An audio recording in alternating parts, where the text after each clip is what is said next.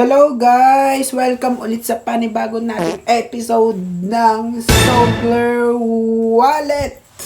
Dahil may bago na naman tayong aabangan kay Software. Ano naman bago dyan? Magandang tanong yan, no? Dahil kay Software ay meron ng Software Card. Ang Software Card ay isang crypto debit card na gawa ng Software. Isang sikat na wallet sa Solana blockchain. Gamit dito, pwede mong gamitin ang crypto mo like USDC or SOL direkta mula sa iyong wallet para magbayad sa kahit anong convenience store or store na tumatanggap ng Mastercard.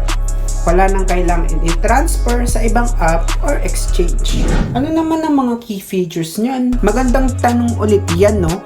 Kaya tara na't i-discuss natin ang mga key features ni Software Card. Narito ang mga key features ni Software Card. Nangunguna dito ang self-custody. Meaning to say, ikaw lang ang may control sa crypto mo. Hindi ito naka-hold sa ibang company.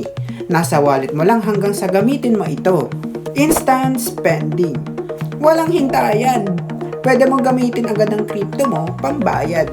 Hindi na kailangan i-load in advance. Global acceptance.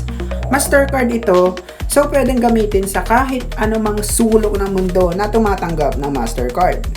Secure.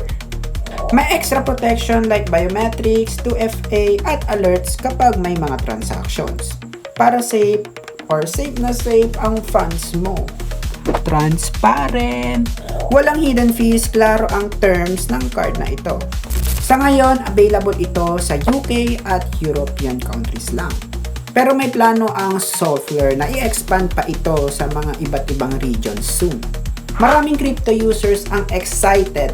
Sa Reddit, maraming nagsasign up sa waitlist at may iba pa na nakagamit na nito via Google Pay. Pero hinihintay pa ng iba kung kailan magiging available ito sa ibang bansa. Sa totoo lang, personally, okay na okay ang Software Card kung crypto user ka at mahilig ka sa self-custody. Ang kagandahan nito, pwede mong gamitin ang SOL or USDC mo direct through your wallet. Ganun.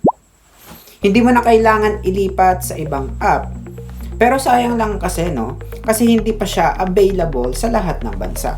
At medyo kulang pa sa info sa fees. Nako, kung nasa Europe ka, solid na solid to guys. Pero kung hindi, please muna tayo. Maghintay muna tayo dito. Sanay naman na tayo maghintay eh. Kaya ano pang hinihintay nyo guys, no? Kung wala pa kayong Software, you can join the whitelist and download Software in the comment section.